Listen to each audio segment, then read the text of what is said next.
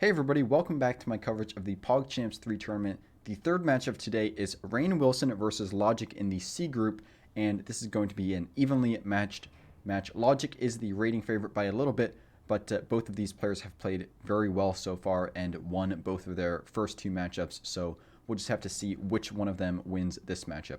By the way, in my coverage of the Pokimane versus Rubius match, I forgot to show the standings at the end, so here are those Group B standings, and there you go. And without further ado, let's take a look at who wins this first game in the Logic versus Rubius matchup. Logic versus Rainn matchup. Rainn has the white pieces in the first game, and he starts with E4. We've seen him play a Ruy Lopez in his previous games as white. Will we have another Ruy Lopez? We have E5 from Logic, Knight F3, Knight C6, and Bishop B5. We have the Ruy Lopez. We have Bishop C5 from Logic going into the classical variation. We saw Tubbo play this against Rainn Wilson as well. And we have castles from Rainn. And here Tubbo played Knight F6, I believe. But Logic played a different move. He played A6, which is not really a move. This is not a move here, and the reason is because white can play bishop takes c6, and after d cross c6, white can actually play knight takes e5, and a lot of times this bishop cannot trade itself for this knight to remove the defense of this knight, because this queen has this queen d4 fork tactic, which forks the pawn and the knight. However, since the king is already castled in this variation, this fork tactic does not work out. You can just drop the knight back to f3, and the queen cannot take this pawn because the rook pins the queen to the king on e1. So Rainn could have gone for this. Will he go for it with bishop takes c6? No, he does not. He simply drops the bishop back to a4. So missed tactic there from Rainn, but that's okay. We have d6 from Logic and rook e1 now from Rainn, just defending that pawn. We have bishop g4, pinning Rainn's knight to his queen, and d3 from Rainn. We have knight f6, c3, and now castles from Logic. We have h3 kicking that bishop, and bishop h5, knight bd2 continuing development from Rainn, and b5 from Logic. We have bishop back to c2. This bishop coming back to c2 is one of the main reasons why you push c3. Also, maybe to look for a later d4 push in the Ruy Lopez. That's the main idea behind. Those are the main ideas behind playing c3. So overall, so far, both players playing very well, very principled, and according to the Ruy Lopez theory. So let's see how they continue. We have h6 now from Logic, from Bobby. Yeah, from Logic, whose name is Bobby, and knight f1 from Rainn Wilson. This knight maneuver in the Ruy Lopez is very classical, probably one of the most famous knight maneuvers in all of chess. So we'll probably see this knight coming to g3 and maybe f5 later. We have d5 from Logic, and now knight e3 from Rainn. Sort of surprising that this knight would come to e3, especially considering how much chess has played. We'd expect him to know this main Ruy Lopez idea of the knight coming to f5, but maybe he's still planning on bringing it to f5, and he just got a little confused of whether to bring it to g3 or e3. Maybe he didn't think it mattered too much, but you are now giving black a chance to chop off this knight before it gets to f5, where it will be very hard to remove from f5. So it definitely is advisable to play bishop takes e3 here as Logic. So will we see Logic take this knight? No, instead we have d takes e4, which is a totally fine move as well. We have d takes e4 from Rainn, and now Logic goes for the queen trade with queen takes d1. We have rook takes d1, and now Logic goes for even more trades with bishop takes f3. This trade is okay. You are giving up the bishop pair, but on the other hand, you are doubling white's pawns, so it's an okay trade to make. It's not required, and it's not a mistake either. So we have g takes f3, and now rook e8. This move from Logic is not really super great. I mean, the rook is not really doing much on the e file, and if you wanted to bring a rook to the e file, you should have brought the f rook, because now this f rook is sort of stuck, and you do want to bring a rook to the d file anyway. The only thing this rook on the f file is possibly doing is supporting an f5 push later, which you're not getting that f5 push in anytime soon. So yeah, this rook e8 move just not very useful overall, and if you are going to play rook e8, at least bring the f rook to e8 instead. So a little bit of a positional inaccuracy from logic, but the game continues. We have knight d5 from Rainn, and now knight takes d5. E takes d5 and knight e7, now saving the knight. We have bishop e3, and here as logic, it's kind of tricky whether to trade this bishop or not. You are getting rid of your opponent's bishop pair. However, you're also helping him fix his doubled pawns that you created. However, if you drop your bishop back to d6, now your bishop's not really doing anything. It's blocking the d file from your rooks, and it's just going to be stuck behind this pawn for a large portion of the game. So it's kind of tricky whether to trade this bishop or not. If I was in logic's position, I probably would go for this trade, which he does with bishop takes e3 and f takes e3, though once again dropping it to d6 would have been a fine move as well. We have knight g6 from logic, and here this actually gives Rainn the chance to play a4 and activate his rook by sort of opening this a file here. There's not really a good way to keep this position closed here as logic, because you can't play b4, and if you take, well, you're activating white's rook anyway, and white also gets this very nice fourth rank for their rook. So a4 definitely would have been the way to go here, but instead Rainn plays d6, which is a perfectly fine move as well, because you're going to probably trade pawns here and get your rook active to this very active 6th rank.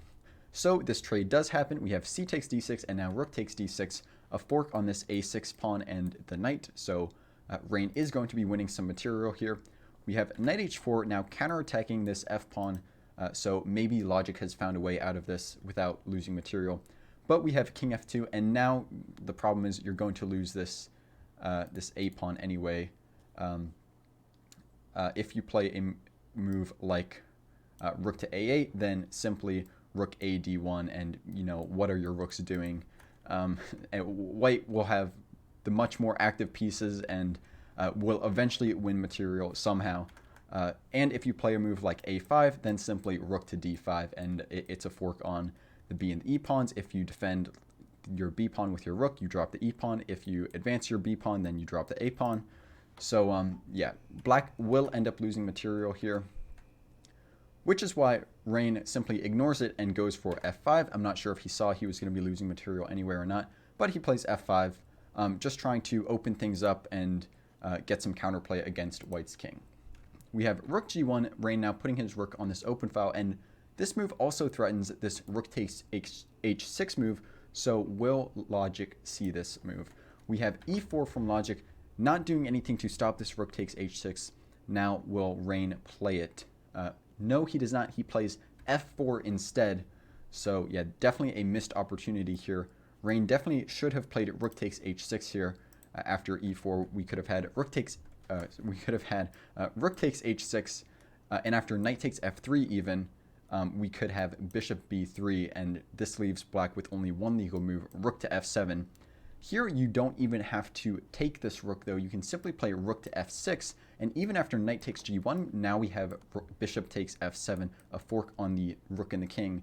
So after a sequence like king f8, here a couple moves win. You can play rook takes f5, but I think the simplest win, in my opinion, is simply bishop takes e8, and after g takes f6, king takes g1, and king takes e8. This outside passed pawn and the queenside majority is going to be winning for white, this king and pawn endgame. Fairly trivial, in my opinion.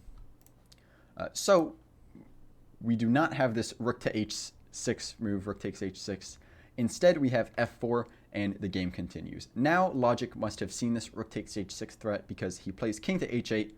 So now the pawn is no longer pinned, and the pawn defends. The g pawn defends the h pawn.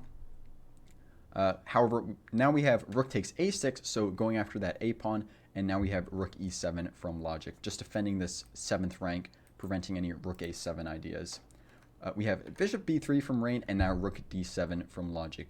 King e2, sort of defending this 1st rank, but this does allow logic, or sorry, not 1st rank, but the d file. I don't know why I said 1st rank.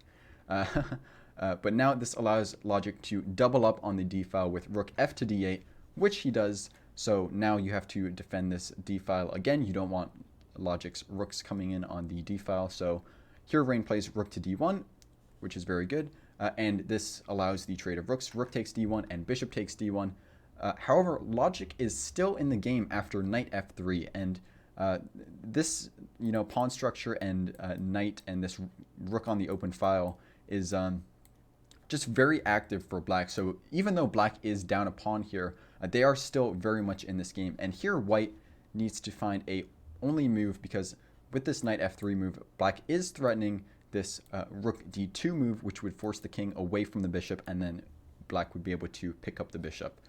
So there is only one move you can play here as white, and that is bishop to b3.